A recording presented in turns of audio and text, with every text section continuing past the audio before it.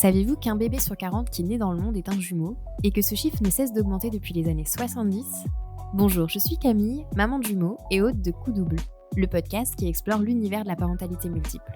Chaque semaine, à travers des récits sincères de parents de jumeaux, des échanges avec des experts ou des conseils concrets inspirés de mon propre vécu de maman, je vous accompagne dans les hauts et les bas de cette aventure unique qui est celle d'être parent de jumeaux. Alors bienvenue dans l'univers exceptionnel et fascinant de la gémellité. Bienvenue sur Coup Double. Bonjour à tous, je suis ravie de vous retrouver pour ce nouvel épisode de Coup Double, qui est un nouvel épisode à deux voix. Et cette semaine, mon invitée est Audrey, maman de 3 enfants, dont des jumeaux, mais aussi présidente bénévole de l'association Jumeaux et Plus de Haute-Savoie. Si vous êtes parent ou futur parent de jumeaux, je suis sûre que vous n'avez pas pu passer à côté du nom de cette association, qui est vraiment un incontournable du monde de la parentalité gémellaire. On la retrouve dans tous les livres sur les jumeaux, dans tous les articles de blog. Mais peut-être que comme moi, vous n'êtes pas encore adhérent, vous êtes passé à côté pendant votre grossesse et les premiers mois de vos bébés, mais vous voulez en savoir plus. L'idée de cet épisode, c'est justement de vous présenter les actions et les avantages qui sont proposés par l'association, à la fois en local, dans les différentes antennes départementales, mais aussi par la fédération au niveau national. Mais aussi de revenir sur toutes les avancées qui ont été permises pour nous, les parents de jumeaux, grâce au travail des bénévoles de Jumeaux et Plus. Avant de commencer, je voulais vous remercier pour votre écoute et vos retours depuis le lancement du podcast. Évidemment, avec Coup Double, on débute tout juste notre aventure, on est seulement à 1 mois après le lancement. Alors si cet épisode vous plaît comme les précédents, n'hésitez pas à nous soutenir en vous abonnant, en laissant une note ou un commentaire sur votre plateforme d'écoute préférée. Parce que votre aide est vraiment précieuse pour nous, elle nous aide à nous faire connaître, à nous améliorer et puis à continuer de grandir ensemble. Alors encore un grand merci à tous, et maintenant je vous souhaite une bonne écoute. Salut Audrey, comment ça va? Ça va bien, merci, et toi? Ça va très bien aussi, je te remercie. Et puis je suis ravie de t'avoir à mon micro aujourd'hui pour qu'on puisse échanger sur l'association Jumeaux et Plus. Parce que moi, comme je te le disais, je suis passée à côté en tant que maman de jumeaux. Aujourd'hui, mes enfants ont 3 ans. Et en fait, j'ai entendu parler de l'association quand j'étais enceinte. Évidemment, je l'ai lu dans tous les livres sur les jumeaux et la maternité que j'avais achetés. Mais je me suis pas renseignée plus que ça. Et je pense que je suis passée à côté de quelque chose. Donc voilà, l'idée, c'est de présenter l'association grâce à toi pour que d'autres parents de jumeaux qui auraient des besoins spécifiques ou qui chercheraient simplement de l'aide ou de l'écoute ou à connaître d'autres parents puissent savoir ce que vous faites et vous contacter si besoin. Merci beaucoup de m'accueillir et effectivement, je crois qu'il y a beaucoup de parents qui passent à côté de ça et c'est vrai que c'est un peu dommage. Et on va revenir dessus, c'est l'objectif.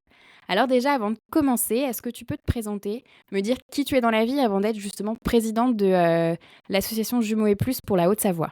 Donc Audrey, 34 ans, je suis maman de 3 enfants, donc une fille qui a 6 ans et demi et des jumeaux qui ont 4 ans et demi. Je suis professeure des écoles et donc je vis en Haute-Savoie depuis bientôt 10 ans. Avant, j'étais dans le sud-ouest. Voilà, j'ai un peu migré vers la neige. Ça s'entend un peu, mais après, du coup, tu as fait le grand écart et tu es passé de l'ouest à l'est. C'est ça. Et avant de revenir du coup sur l'association, sur ses actions et ce qu'elle peut mener au niveau local et au niveau national, est-ce que tu peux me dire, toi, qu'est-ce qui t'a poussé en tant que maman de jumeaux justement à adhérer à l'association Jumeaux et Plus? Alors moi, déjà, quand j'ai appris la grossesse, ça a été un gros choc. Donc la sage-femme J'imagine. nous a expliqué, comme beaucoup, hein, c'est ça. La sage-femme nous a expliqué qu'il existait une association, donc on les a contactés. Après, c'était pendant le Covid, donc c'était compliqué, on pouvait pas trop se rencontrer à ce moment-là. Ouais, bien Donc sûr. j'ai adhéré en 2019. C'était surtout pour avoir les avantages financiers qui étaient disponibles à ce moment-là à BB9. Et finalement, je suis passée aussi, moi, à côté de plein d'autres avantages de l'asso au début. Mais du coup, voilà, j'ai accouché en 2020 et j'ai commencé à devenir bénévole en 2021 et à discuter de plus en plus avec les familles. Et j'ai été aidée auparavant en visio, du coup, c'était au début, avant que moi je fasse Ouais. bénévole, puisque Covid. Donc c'était chouette de pouvoir discuter des problématiques avec d'autres parents qui étaient passés par là et qui avaient vécu la même chose eux aussi. C'est sûr. Donc du coup, comme tu le disais, au début, tu étais adhérente, puis tu es devenue bénévole. Est-ce qu'il y a quelque chose en particulier qui a fait que toi, tu as voulu t'engager un peu plus et devenir bénévole? Et du coup, la présidente avait lancé une sorte de SOS parce que ça manquait de bénévoles, les anciens étaient fatigués, usés, ce qui se comprend vu tout ce qu'il y a à faire finalement. Ils étaient peu nombreux, donc c'est aussi pour ça. Donc j'avais répondu à cet appel à l'aide. Donc c'était moi pour m'occuper de la partie matérielle, donc on en parlera tout à l'heure. Et donc je Ouais. suis rentrée bénévole comme ça. Et au fur et à mesure, j'ai eu envie de m'investir un peu plus. J'ai été invitée à l'assemblée générale de la Fédé. Donc là, on a échangé avec d'autres personnes partout en France et j'ai trouvé ça vraiment chouette, donc j'ai voulu m'impliquer encore plus. Donc je suis passée en 2022 admin. Je suis passée vice-secrétaire et du coup en 2023 présidente parce que je voulais m'investir encore plus, proposer de nouvelles choses pour faire bouger un peu plus ce qui se fait chez nous en tout cas. D'accord. Parce que du coup, chaque antenne locale est assez autonome, c'est ça? Oui, voilà, c'est ça. Ça dépend vraiment combien il y a de bénévoles, qu'est-ce que chacun est prêt à faire, quelles aides aussi on a au niveau du département et voilà. D'accord. Et est-ce que la fédération impose, un fonctionnement ou en tout cas des choses qui sont communes à toutes, les antennes locales? Oui, oui, on a, effectivement, on dépend toutes les assos Jumeaux et Plus dépendent de la Fédé. Du coup, la Fédé, elle existe depuis 45 ans. Nous, en Haute-Savoie, c'est seulement depuis 98. Ça regroupe, plusieurs assos départementales et donc les gros blocs, c'est le soutien moral, la mise à disposition de matériel, le prêt de vêtements, c'est, à peu près tout ce que propose, tout le monde, partout en France D'accord, et ça c'est le voilà. socle commun, généralement à toutes les antennes, départementales C'est plutôt, ça, c'est ça. Et après localement, il y a plus ou moins d'initiatives en fonction du nombre de bénévoles. exactement. C'est trois formes de soutien, donc moral, matériel et financier. Ça marche, pareil, on reviendra dessus un petit peu plus en détail, dans la suite de l'échange. Aujourd'hui, est-ce que tu peux me dire quelles sont les principales missions de l'association Jumeaux et Plus, à la fois au niveau national, par la fédération et en local?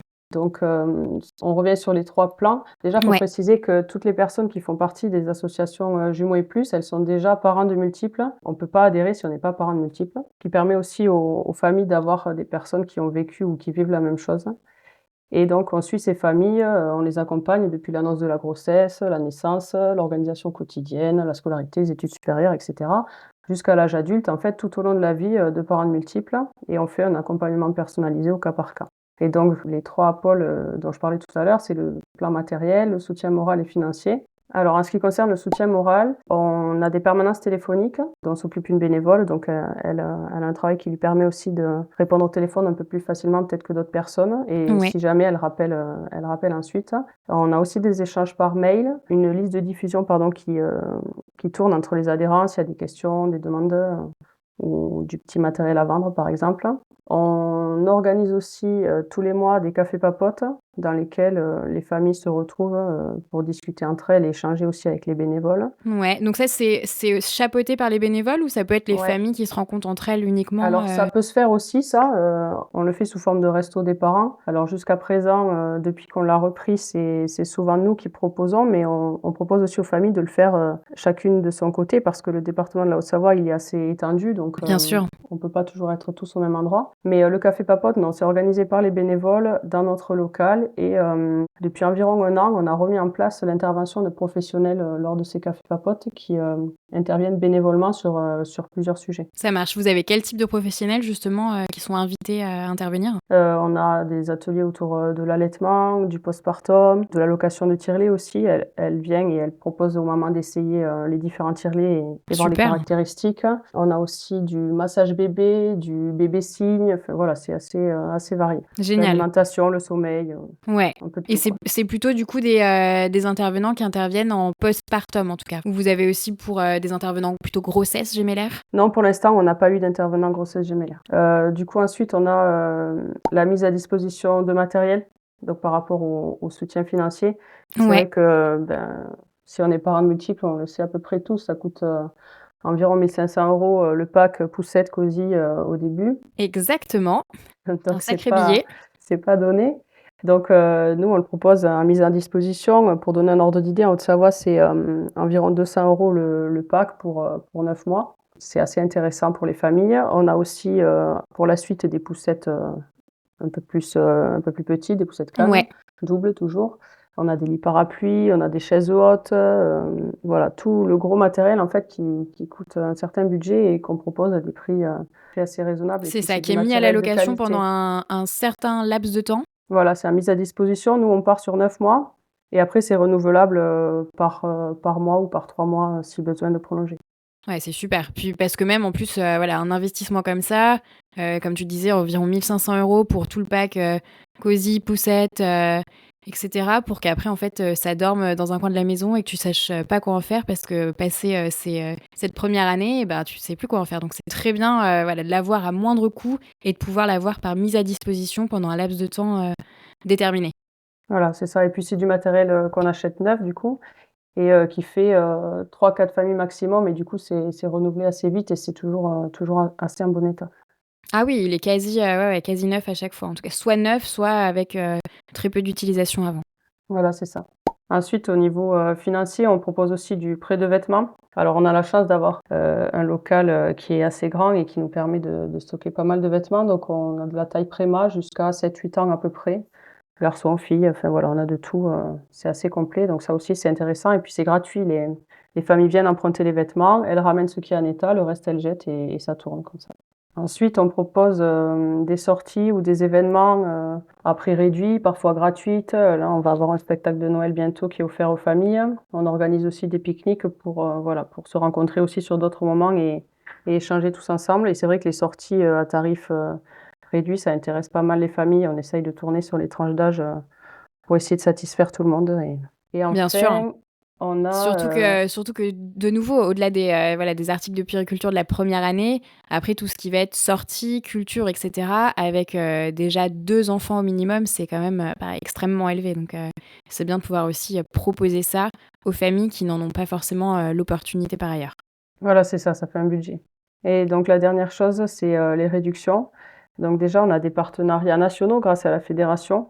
Ouais, On a aussi des partenariats locaux. Donc là, c'est plus, des soins à la personne, même si c'est pas que ça, il y a aussi quelques boutiques locales et enfin, on a lancé nous dans le 74 et on le propose aussi aux autres associations de France, donc il faut qu'elles se rapprochent de leur asso, mais, c'est la carte avantage privé. Donc ça fonctionne un peu comme un comité d'entreprise et du coup, on a 2 500 partenaires, nationaux et locaux.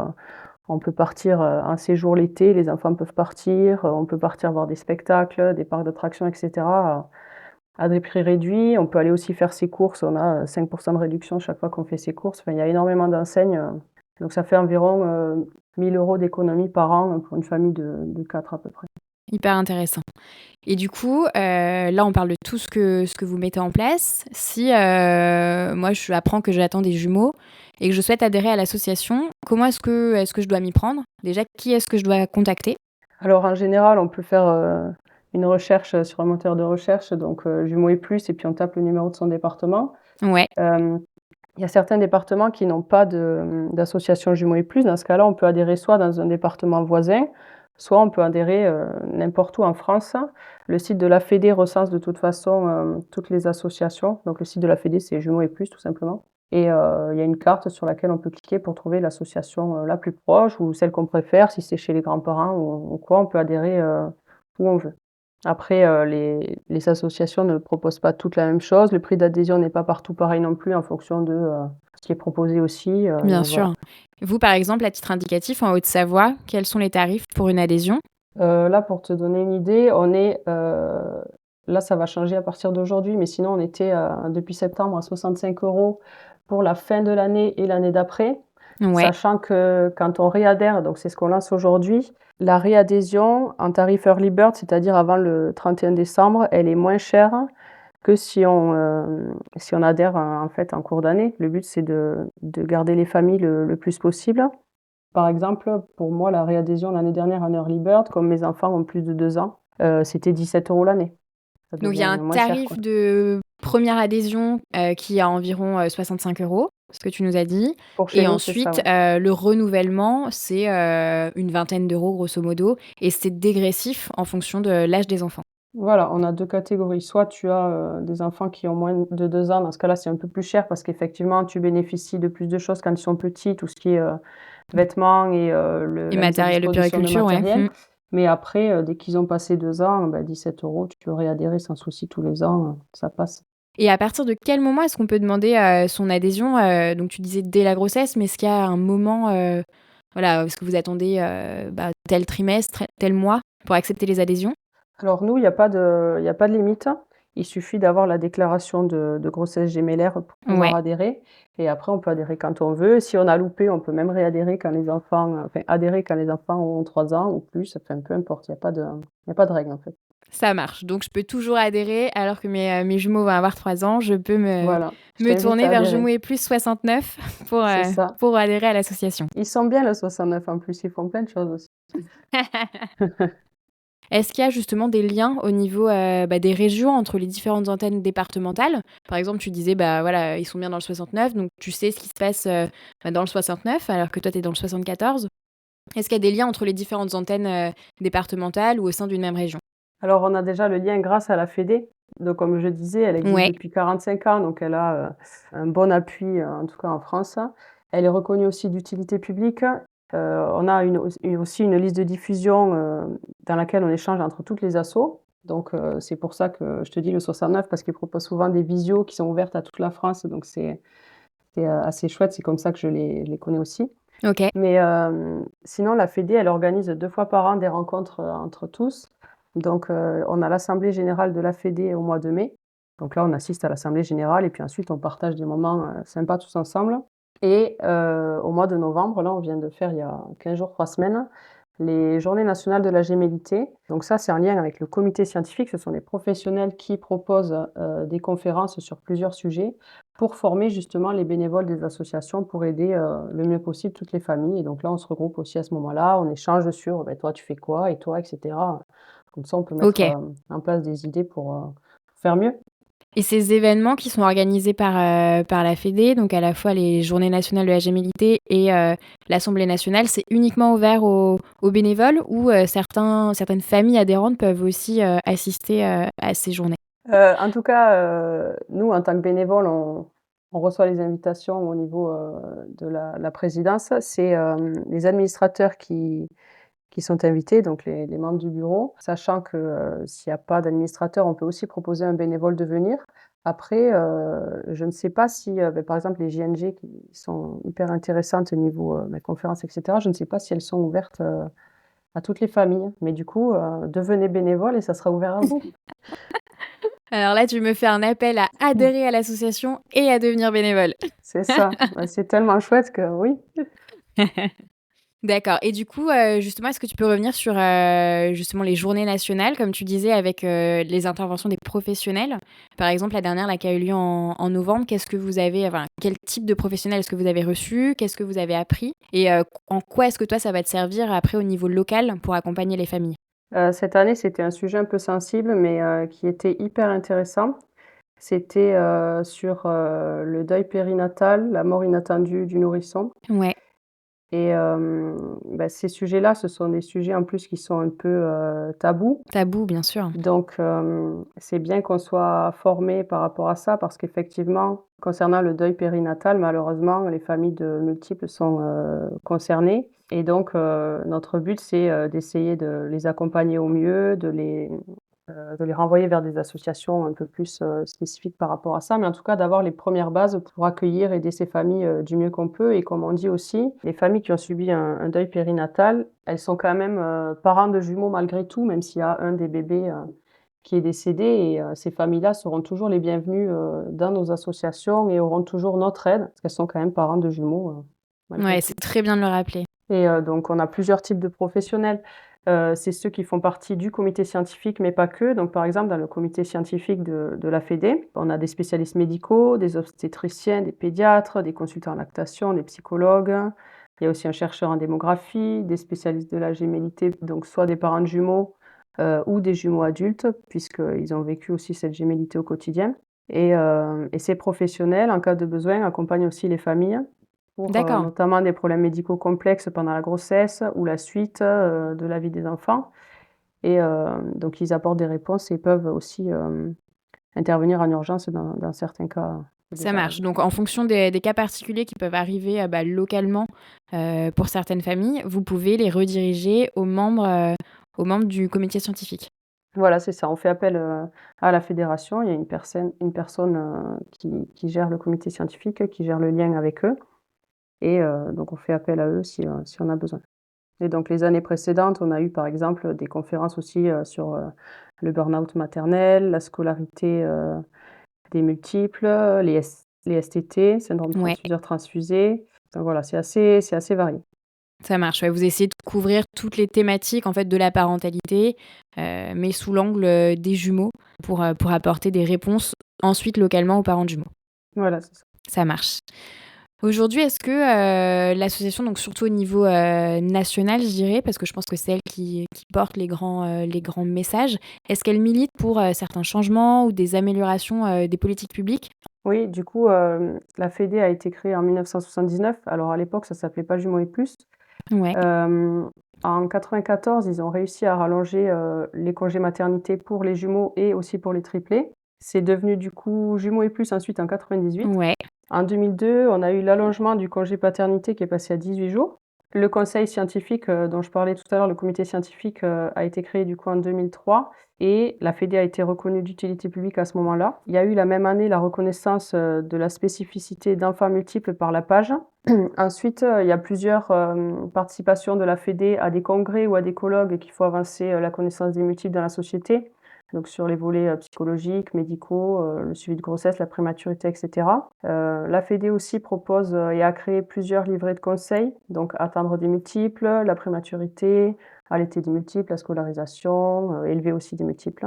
et ça, du Un coup, ces petits livrets, ils sont diffusés comment? C'est, heu via aussi des ça pourrait être via des médecins, dans les salles d'attente ou autres Alors ces ou? livrets-là, c'est, au niveau des associations, lorsqu'on Ouais, adhère, si on va au Café Papote ou lors d'autres rencontres. Après, on peut en retrouver peut-être chez les professionnels, ça serait le livret, de présentation des associations. Mais c'est vrai que les autres, ils sont, plutôt, donnés lors réservé des aux des échanges. adhérents et Voilà, disponible, ouais, dans les différentes antennes. c'est ça. La OK. Fédé aussi, envoie 2 fois par an, le Multiple Info, pardon. Donc c'est un magazine, dans lequel on traite de plusieurs sujets, qui concernent les jumeaux. Donc il y en a eu aussi un sur les triplés, ça parle de la fratrie, enfin ça parle de plein de thématiques finalement, donc ça on le reçoit 2 fois par an. Ensuite, donc en 2013, il y a eu des auditions à l'Assemblée nationale et au Sénat et dans tous les ministères sur tous les projets de réforme qui touchent à la politique familiale. Ouais. Donc là, la Fédé aussi était présente. En 2014, on a eu, un alignement du congé parental et de la prestation pour les parents de triplés. Donc ça, c'est chouette aussi que les parents de triplés soient reconnus à ce niveau-là. Ouais, bien sûr. En 2015, une audience au ministère de l'Éducation nationale sur l'attention particulière à porter sur la scolarisation des multiples, parce que c'est pas toujours évident. Et d'ailleurs, l'année dernière, j'avais rencontré, une personne au rectorat pour, échanger sur ça aussi par rapport à la Haute-Savoie, parce qu'on a souvent des soucis de, directeurs qui imposent la Qui séparation impose le choix, des ouais. multiples sans discussion et ça, c'est pas correct. Et depuis 2018, après 8 ans de travail, le mouvement Jumeaux et Plus est devenu partenaire, privilégié de la CNAF. Et au-delà du coup des relations avec les pouvoirs publics, est-ce que vous menez aussi des projets ou des campagnes de sensibilisation, pour le grand public? Pour les sensibiliser aux spécificités, de la parentalité de multiples, Alors ça se fait selon, les départements. Il peut y avoir, des participations justement, selon certains événements où, l'association, va tenir un stand par exemple, lors des journées des associations, à la rentrée en septembre. Il y a plusieurs petites choses qui peuvent être faites, selon les endroits. C'est vrai que nous, on essaye aussi de mettre, des petits flyers justement, pour présenter l'asso un peu partout, alors que ce soit, dans les maternités. Je sais qu'il y a des assos qui vont dans les maternités présenter, l'association. Nous, on n'a pas, de bénévoles qui peuvent pour le moment le faire. Ça se faisait, à une époque, mais ça ne se fait plus chez nous. Mais en tout cas, on essaye d'aller un peu partout, poser nos flyers, expliquer, qui on est et pourquoi on est là et enfin dans quel but on est là, quoi. Les parents, de multiples, la première personne qui leur annonce, la grossesse, c'est soit la sage-femme, le gynécologue, donc c'est ces personnes-là qui vont les orienter vers nous pour qu'on puisse ensuite les aider et plus, on sera nombreux à être au courant que l'association existe, plus nombreux on sera à conseiller les futurs parents. C'est aussi pour ça qu'on se met sur les réseaux et on essaye de faire, tourner un peu, toutes les informations pour, le grand public. est-ce que, toi, dans ton parcours au sein de l'association, il y a un moment ou une situation ou une famille qui t'a, particulièrement marqué, qui te reste en tête aujourd'hui? Ah, ah, ah, bonne question. Il y a deux situations, délicates. Alors ça fait pas très longtemps non plus que j'y suis et que je suis présidente. On va dire ça fait qu'1 an que je suis présidente, mais en tout cas, on a, les familles des triplés, c'est toujours délicat. Ouais, Et justement au sein de la fédé, on a une personne qui est, référente triplée, c'est-à-dire que, lui envoie entre guillemets «ces familles-là» pour discuter davantage avec eux et avoir un suivi plus régulier. Donc cette personne-là, elle est maman de triplés qui sont maintenant adultes et elle fait vraiment le suivi avec les familles de triplés parce que, dès le début, de la grossesse, il faut vraiment les suivre parce que déjà avoir des jumeaux ça met un choc. Les triplés, c'est encore plus dur parce que, de 2 parents, on se retrouve avec, plus d'enfants que d'adultes, dès le début. Bien Donc sûr. faut vraiment, leur expliquer qu'ils ont besoin d'aide, encore plus qu'avec des jumeaux et donc ce suivi est vraiment important et c'est vrai qu'on a une famille, laquelle c'était compliqué donc heureusement qu'on a ce soutien, de la fédé par rapport à cette personne qui s'occupe des référents triplés, enfin des familles de triplés, pardon. Et ensuite, la deuxième situation, que j'ai vécue, il y a pas longtemps, c'est, par rapport au deuil périnatal où, une famille m'a informée, qu'elle avait perdu un des bébés et du coup, on sait jamais, c'était avant d'aller au JNG du coup, mais on sait jamais comment réagir par rapport à ça. On est toujours un peu mal à l'aise. Il y a des familles qui veulent en parler, d'autres qui ne veulent pas. Bien En plus, sûr, c'est c'était tout compliqué, ouais. frais donc C'est très personnel. c'est pour ça que, cette formation au JNG, elle a été intéressante pour ça justement. Ça marche. Aujourd'hui, tu sens que grâce à cette formation, tu as un peu plus les clés pour accompagner, de potentielles futures familles qui viendraient avec, des histoires similaires. Voilà, c'est ça, on a des pistes, on sait, ce qu'il faut mettre en place pour aider les familles dans le premier temps, en tout cas au premier abord, premier appel. OK. Moi, j'ai une dernière question. Alors, si tu veux, je la garde pour après. Est-ce que toi, tu avais d'autres choses à ajouter sur l'association, des choses qu'on n'aurait pas, abordées ici? J'aimerais juste rajouter que, la plupart des familles adhèrent, en ayant soit pendant la grossesse, soit en ayant leurs enfants petits, mais beaucoup ne réadhèrent plus après, parfois parce qu'elles ne trouvent plus leur intérêt dans l'asso. Alors nous, on essaye aussi de mettre en avant tout ce qui est, partenariat, événements et cetera pour essayer de les garder le plus longtemps possible.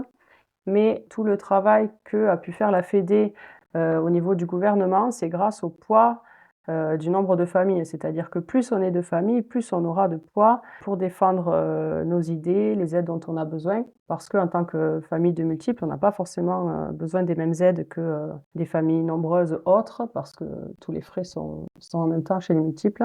Et effectivement, c'est pas ça serait bien en tout cas que les familles ne soient pas dans la consommation, je prends et puis après je rends quand j'ai plus besoin. Comme j'essaye de dire, moi l'asso, c'est aussi pour ça que j'ai voulu devenir présidente, mais l'asso elle m'a aidée au début, donc maintenant c'est à moi de l'aider. Comment l'aider? On n'est pas obligé de devenir tous, président ou présidente des assos, mais en tout cas, réadhérer chaque année. En plus la réadhésion, comme je disais tout à l'heure, elle est plus très chère, mais réadhérer pour faire, du poids pour aider les futures familles, à avoir encore mieux que ce que nous on a eu en tant que parents multiples.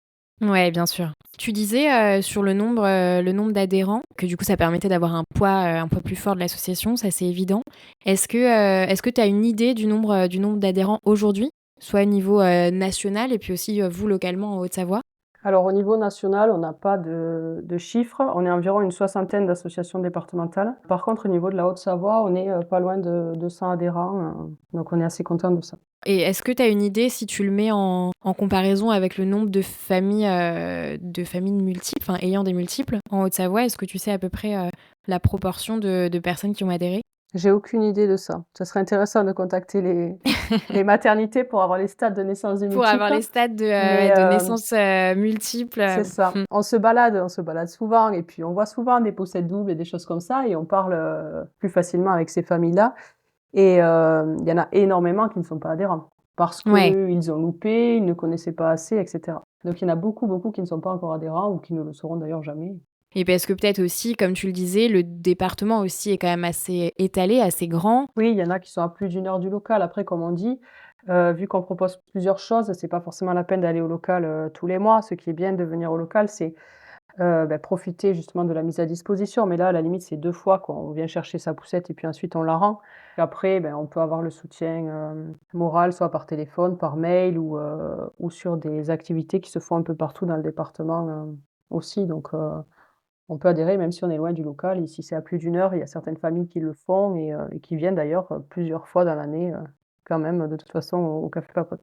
Ça marche. Et bah, comme je te disais, moi, j'ai une dernière question pour toi. Tu prends la casquette que tu veux, soit de maman de jumeaux, soit de présidente de l'association. Si toi, tu avais un dernier message à transmettre aux parents de jumeaux ou aux futurs parents de jumeaux, et lequel serait-il? J'aimerais dire que c'est pas facile quand on l'apprend. C'est pas facile, au début. C'est pas facile à certains moments, de vie. Encore que moi, ils sont pas grands, ils ont 4 ans et demi. Mais en tout cas, je pense que déjà, il faut se faire confiance. Il faut, demander conseil si on a besoin de demander conseil. Ne pas écouter, les conseils donnés à droite à gauche par, tata, mamie, la dame dans la rue qui a connu des jumeaux et et tous les gens qui en ont aux alentours, mais qui en ont pas eu vraiment, à eux, je vais dire.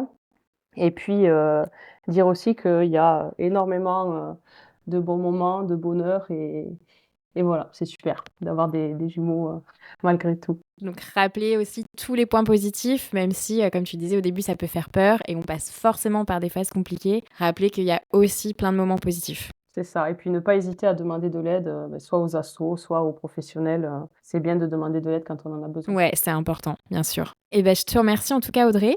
C'était un grand plaisir de t'avoir, d'en savoir plus sur l'association. Et puis voilà, on a bien compris l'invitation que tu as lancée à tous les parents de jumeaux, aux futurs parents de jumeaux, en tout cas de se renseigner sur l'association et puis éventuellement d'y adhérer pour faire vivre l'entraide entre tous les parents de jumeaux. Merci beaucoup Camille. Merci à toi. Alors voilà, cet épisode touche à sa fin et j'espère qu'il vous aura plu. Pour ne pas manquer le prochain épisode de Coup Double, n'oubliez pas de vous abonner au podcast. Vous pouvez également nous rejoindre sur Instagram pour découvrir toutes nos ressources dédiées aux parents et futurs parents de jumeaux. De mon côté, je vous dis à la semaine prochaine et surtout n'oubliez pas, chaque double naissance est une aventure unique, mais vous ne la vivrez pas seule.